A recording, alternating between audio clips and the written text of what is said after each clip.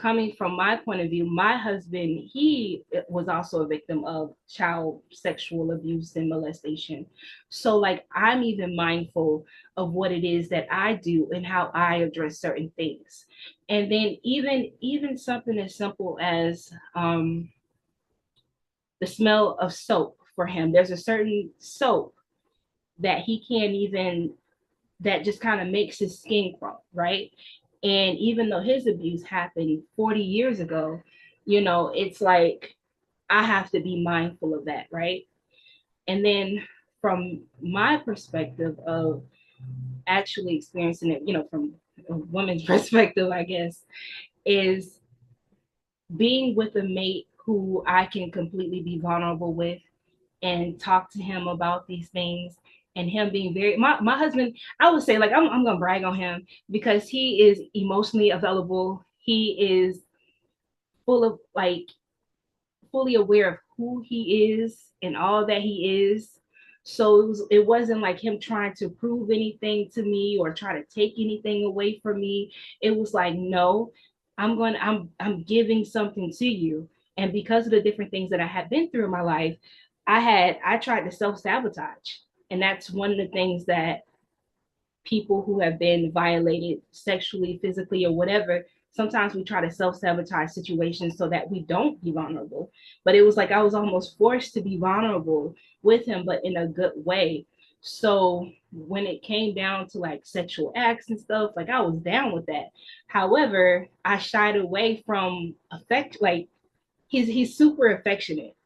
And I'm like, it kind of sounds crazy because, like, okay, you can have sex and do this, have sex, but then when it came to like the cuddling and hugging and stuff like that, like, I'm not used to that.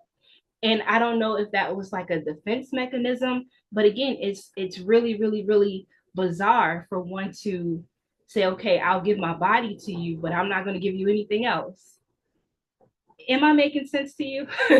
No, you are, and that's exactly the conversation I had with this person because this was probably at least 10 years ago. This Okay. was a while ago, Mm-hmm. and I wasn't as informed as I am now. Like I was informed, but if I were to compare terrain today versus terrain 10 years ago, um, there's a lot of things that I was maybe ignorant to, or at least naive to. So for one of the things I would share is that for her, there was a point where she was trying to reclaim her power. And what I mean that is what reminded her of the trauma, she would try to dive headfirst into it to maybe reclaim the power of that. So it kind of made situations a little bit awkward because you know what the person went through. You're trying to be considerate, but this person is saying, no, I'm okay to do this. I want to do this. And they're being a little bit more aggressive in that way than normal. And you're trying to balance, okay, what are you trying to understand? Like you said, right? Like this person is letting you know they want this, but you're trying to find a balance. Okay, I want to meet my partner that way, right? Right. Halfway. I want to help satisfy them, but you know that, hey, I have my defenses. I'm Right. thinking they have their defenses. So, how do we maybe remedy that to say that, okay, they're okay doing this, even though you may not think that they're okay doing it? With a situation like that, because I remember when I was promiscuous as a teenager, and I felt like that was my way, like, okay, I'm in control of my body, not realizing that I was doing more damage to it. And it kind of sounds in a similar way of what you're saying, because it's like, even though it may not be, I don't know if it was like a pain threshold or something that she liked or whatever, but it's still like this part of us that's not healed, or we haven't acknowledged that needed to be healed.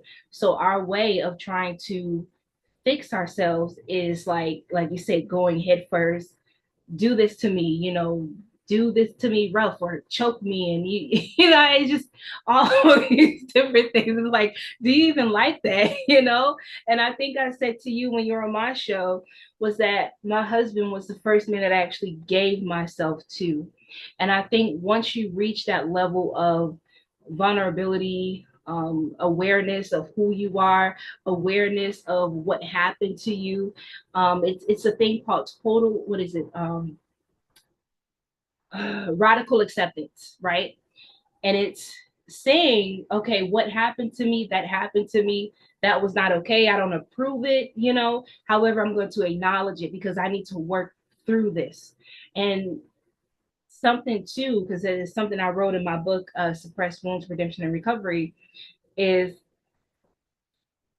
it talks about my struggle of hypersexuality.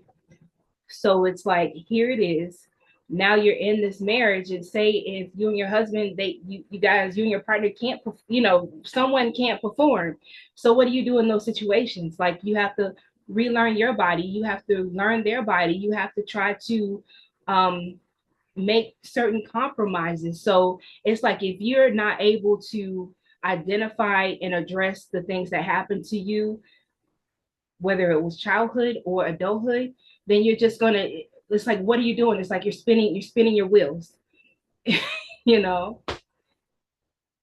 I think that's something that people don't discuss, is that there's sometimes where we try to resolve the trauma by going to the extreme. We become Right, hypersexual, right?